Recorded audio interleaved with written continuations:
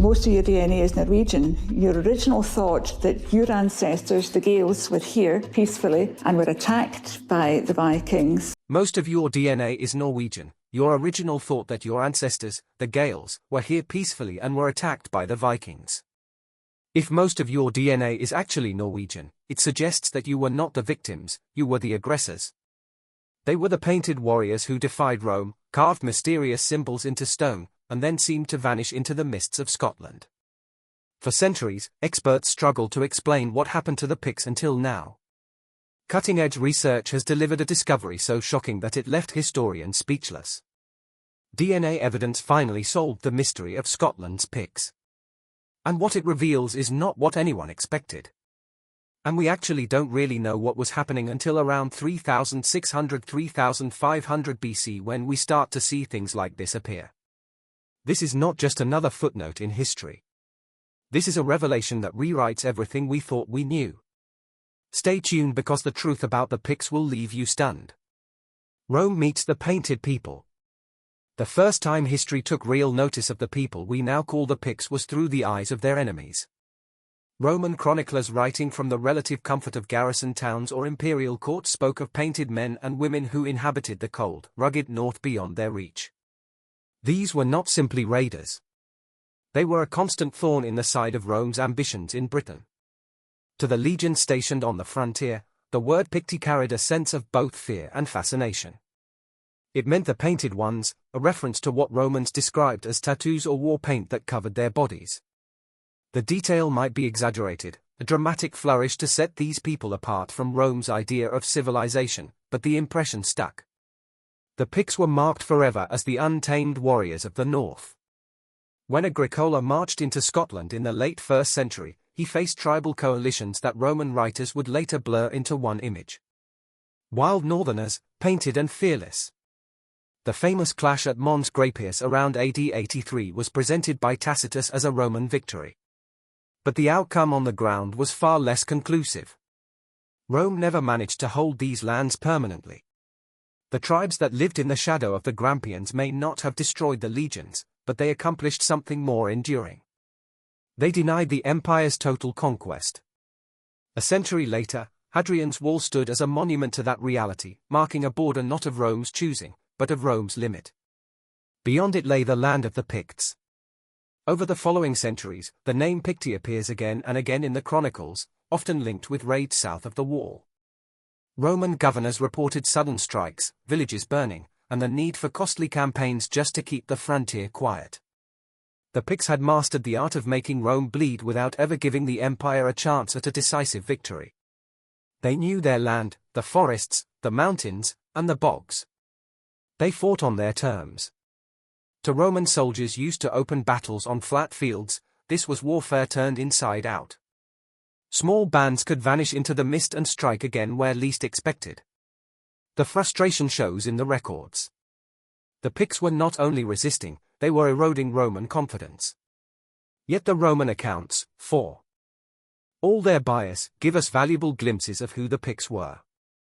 They described confederations of tribes that could unify under pressure, leaders who could rally forces large enough to worry a superpower, and a culture distinct enough to be remembered.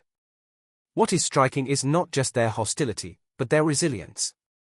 The Romans came with roads, forts, and discipline, but the Picts survived by knowing the land and by refusing to fight the empire's way. In the great balance of power, it was not the empire that reshaped the north, but the north that reshaped the empire's ambitions. This early picture is powerful because it sets up the long-standing mystery. The Picts enter history as warriors on the edge of empire. But they do not leave it that way. By the time we reach the 9th and 10th centuries, they disappear from the written record as if swallowed by the mists of their own homeland. It is a story that starts with fire and paint, yet ends in silence. That silence is what fueled centuries of speculation. Who were these people really? And why did they vanish so completely? The Romans could only guess at the answers. And for a long time, so could we. But that mystery, the one first glimpsed through the weary eyes of Rome, would not stay hidden forever. The legacy of the stones. Long after the Romans withdrew and their walls fell into ruin, the Picts left behind something more enduring than any battlefield victory. They're stones. Scattered across Scotland, carved into slabs and standing proud against the wind, these monuments are the only voice the Picts allow to echo down the centuries. They are covered with symbols that look tantalizingly close to meaning something precise, as if they are whispering a language we almost understand, but cannot quite translate. Archaeologists have spent generations staring at these carvings, trying to unlock their code. Yet, the stones remain some of the most enigmatic artifacts in Europe. There are hundreds of these stones grouped loosely into three classes. The earliest, known as Class 1, unshaped boulders or slabs into which symbols were incised with simple sharp lines. Later in Class 2, those same symbols appear alongside Christian crosses carved in relief, hinting at a period of transition when the Picts began blending old traditions with new faith. By Class 3, the symbols vanish, replaced by full Christian imagery, marking the fading of something uniquely Pictish. But it is the earlier stones with their crescents, double discs, Z-rods, and the strange creature known as the Pictish beast that continue to haunt the imagination. Take the crescent and V-rod symbol. Two intersecting shapes that scholars have tried to read as a celestial map, a weapon, or even an abstract family emblem. Or the mirror and comb carved again and again, which some interpret as markers of female identity while others insist they signified status or wealth. And then there is the Pictish beast, a curving almost dolphin-like creature that has no clear match in the natural world. Some argue it is a stylized whale. Others see a dragon, and some say it is a creature of pure myth invented to carry messages we can no longer decode. Each theory pulls the stones into a new story. Yet none has prevailed as the final word. What makes the mystery sharper is the sheer consistency. The symbols repeat across sites miles apart, suggesting that the Picts followed a shared system, not random decoration. Some researchers argue this was a kind of script, a written language that never developed into a full alphabet, but carried names or titles recognizable to those who lived among them. In the 2000s, a statistical analysis compared the patterns of Pictish symbols to known writing systems and found structural similarities. To some, this was the breakthrough that proved the stones were a lost language. To others, it only deepened the riddle, raising the possibility that the Picts invented a form of communication so unique that no modern key can unlock it. And these stones were not tucked away in hidden corners. Many stood at crossroads, on boundaries, or near ancient gathering places. They were public statements carved into the very landscape, silent markers of power, lineage, or sacred ground. Imagine walking through the hills 1,000 years ago, seeing these symbols gleaming white against the stone, knowing instantly what clan or leader they signified. To their creators, the stones must have spoken volumes. To us, they speak only in riddles. Even as Christianity spread across Scotland, the Picts refused to abandon their symbols at once. They fused them with crosses, merging old and new in a way that still confounds interpretation. Were they resisting cultural change or weaving their identity into the new faith? Either way, the stones became a canvas where two worlds overlapped. It is no accident that some of the largest and most elaborate Pictish carvings like Swano's stone and forest show both religious imagery and scenes of warriors locked in battle. The stones tell stories, but in a language part visual, part symbolic, and part lost to time. For centuries, the legacy of these stones has been their silence. Each new discovery raises excitement, then frustration, because every answer only breeds more questions. They are artifacts that refuse to give up their full meaning. And yet, they hold a peculiar power. They remind us that the Picts were more than a fleeting tribe at the edge of empire. They were builders, artists, and thinkers who encoded their world into symbols as durable as stone itself. The question is, why did this system stop? Why do the symbols vanish as if someone turned a key and locked the language away? That vanishing act only sharpened the sense of mystery, setting up the enduring question that haunted historians for centuries. Did the people themselves disappear, or just the way they chose to be remembered? The Lost Kingdom of Alba. By the 9th century, the word Pict begins to vanish from the records, replaced by new names, new kingdoms, and a new identity that would eventually become Scotland. This sudden disappearance has puzzled historians for centuries. One moment the chronicles speak of Pictish kings ruling vast northern lands. The next the Picts seem to dissolve into the fabric of another people. The story of this transformation is as dramatic as it is murky, and for a long time it gave rise to one of the most enduring historical mysteries in Europe. The backdrop to this disappearance was a period of immense upheaval. Viking raids were hammering the coasts of Britain and Ireland, reshaping power balances everywhere they landed. At the same time, the Gaelic kingdom of Dalriata in the west was gaining influence. The Picts, who had once terrified Romans and built thriving strongholds, were now squeezed between outside threats and internal pressures. The stage was set for change, but no one expected that the very identity of the Picts themselves would vanish from history's vocabulary. Chroniclers of the time mention Pictish kings as late as the mid-9th century. Names like Oangus II and Bri Iith appear in lists of rulers showing that Pictish dynasties were still recognized. Yet by the reign of Kenneth MacAlpin, often called the first king of Scots, the shift becomes unmistakable. Tradition claims Kenneth united the Picts and the Gaels under a single crown, founding the kingdom of Alba around 843 AD. Whether Kenneth conquered the Picts, inherited their throne, or engineered a subtler form of political union is debated to this day. What is clear is that after his rise, the chronicles stopped talking about Picts and start talking about Scots. That silence left generations of scholars struggling to explain what happened. One theory, popular in the Middle Ages, painted the Picts as a doomed people wiped out in war or destroyed by plague. Another theory suggested they were completely absorbed by the Gaels, their language, art, and customs swallowed by a culture that wrote the next chapters of Scotland's story. Still others believed they migrated or fragmented, leaving behind only faint traces and place names and stone carvings. Each version fed the sense of mystery. How could a people who had resisted Rome, carved their symbols into stone, and built powerful kingdoms simply vanish? The Pictish language added to the enigma. While fragments of names and inscriptions survive, the language itself disappeared with startling speed. Unlike Welsh, Cornish, or Gaelic, it left no living descendants. For historians, this looked like cultural erasure on a scale rarely seen in Europe. It was as if someone had pressed delete on an entire civilization. Even in medieval Scotland, later chroniclers struggled to explain who the Picts had been, sometimes resorting to myths that they descended from Scythians or other exotic origins. The less that was known, the more their story became a canvas for speculation.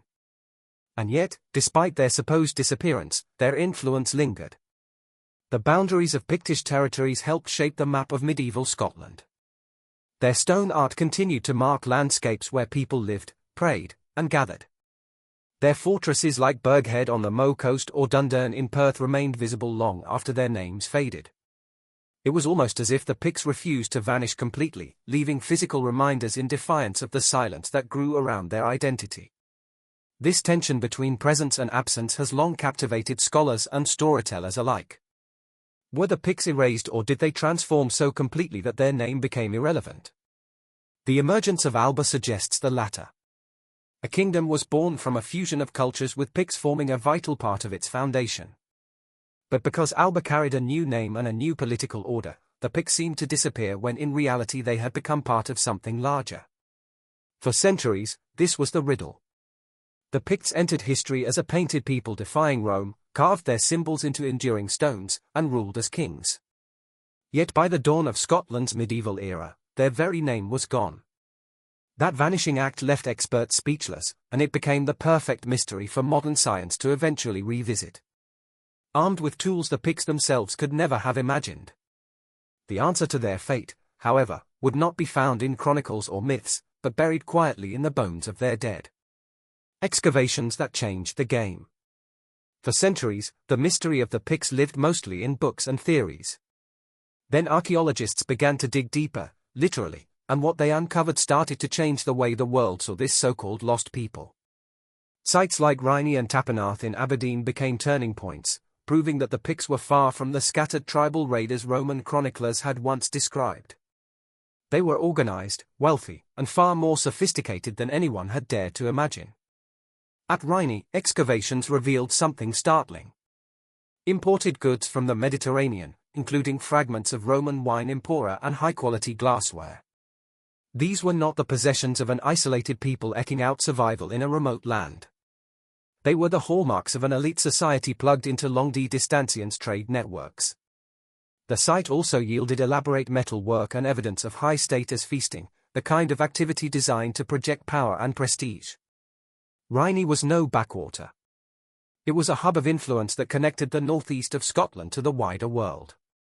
Nearby at Tarpo North, a hill fort long thought to be just another Iron Age relic shocked researchers when surveys revealed traces of hundreds of huts possibly housing thousands of people.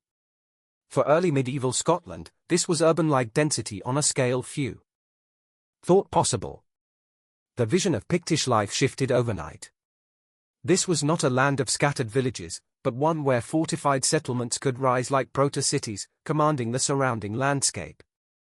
Such centers hinted at kingship, administration, and a society capable of organizing labor on a grand scale. Other digs added new layers to the story. At Burghead Fort on the Moe coast, archaeologists uncovered not only the massive defensive ramparts of what was once one of the largest Pictish strongholds, but also precious artifacts, such as a rare kite-shaped ring set with garnet or red glass. Finds like this spoke of wealth, artistry, and connections to continental styles. It was the kind of jewelry you'd expect in the courts of Europe, not in what outsiders once dismissed as the wild north. Each discovery chipped away at the old stereotype of the Picts as elusive warriors hiding in forests. Instead, a new image emerged. One of powerful elites ruling from fortified centers, engaging in diplomacy and trade, commissioning artisans to produce luxury goods and leaving behind monuments in both stone and metal. These people were not peripheral. They were central to the story of early medieval Britain. But if archaeology revealed the scale of their settlements and the splendor of their artifacts, it still could not solve the deepest question of all. Where did the Picts go? The stones stood mute. The chronicles remained vague. And even the most spectacular discoveries could only hint at answers. For that, experts needed a different kind of evidence. One hidden not in artifacts, but in the very bones of the people themselves. And when that evidence finally came to light, it did more than answer questions.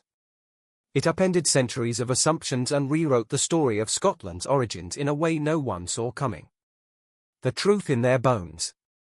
For generations, historians debated the fate of the Picts using chronicles, stones, and castles as their clues. But those sources could only take us so far.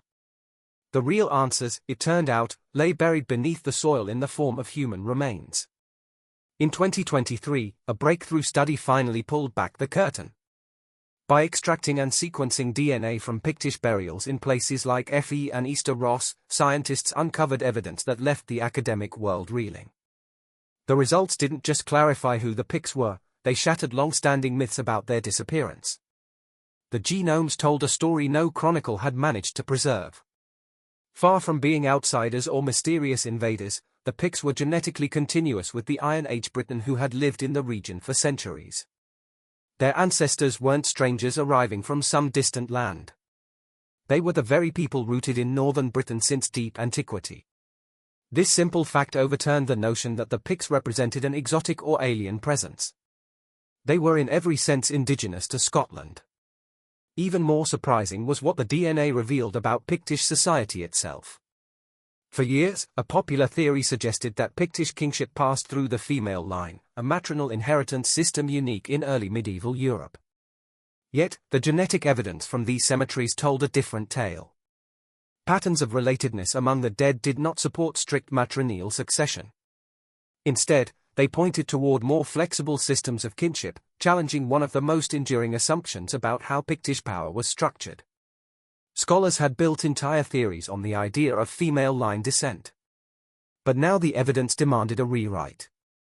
Equally striking were the implications for Orkney. Earlier narratives painted a picture of large-scale Pictish migration to the islands. But the genomes revealed that the cultural footprint in Orkney was just that, cultural. The influence was spread through ideas, trade, and elite connections rather than mass movement of people. Once again, the DNA dismantled an old certainty and replaced it with a more nuanced but also more human picture of cultural exchange. When the findings were announced, one headline captured the sense of astonishment perfectly.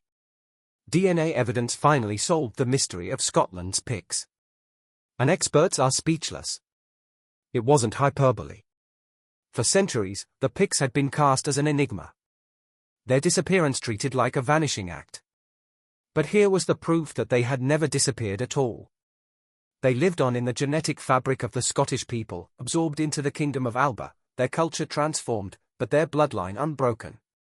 The impact of this discovery rippled far beyond Scotland. It challenged how historians approach so-called lost peoples everywhere.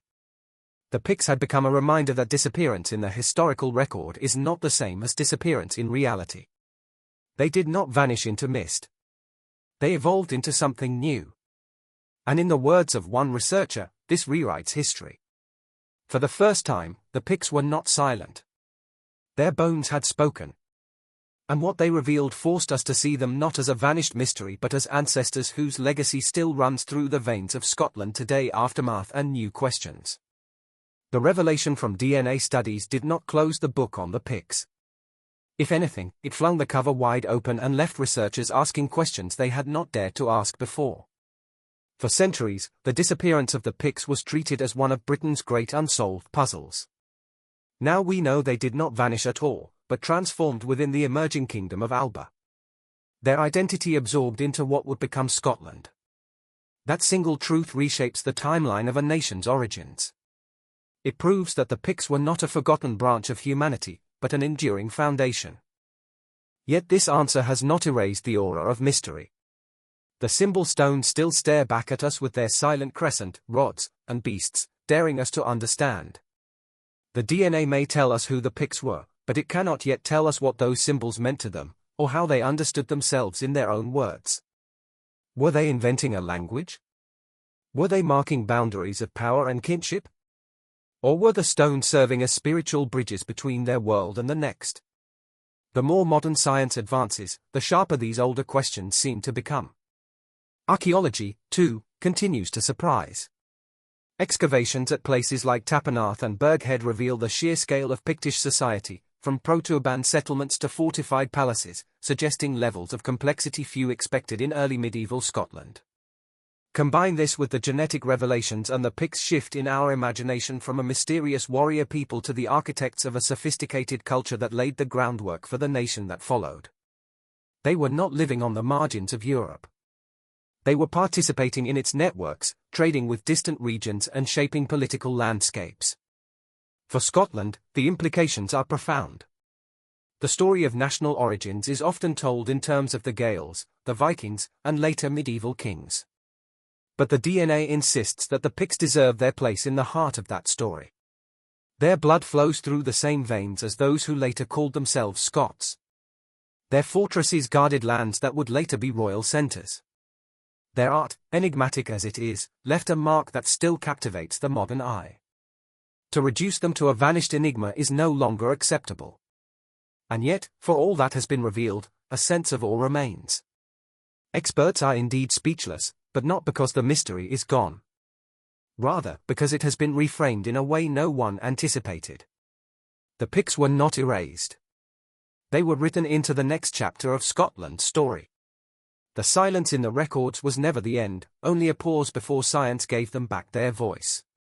What comes next is a future of deeper exploration. As technology advances, new excavations, isotopic studies, and even further genetic sampling may peel back more layers of Pictish life. What they ate, how they moved, who they allied with, and what their symbols truly meant. The Picts are no longer a people defined by their disappearance, but by their resilience.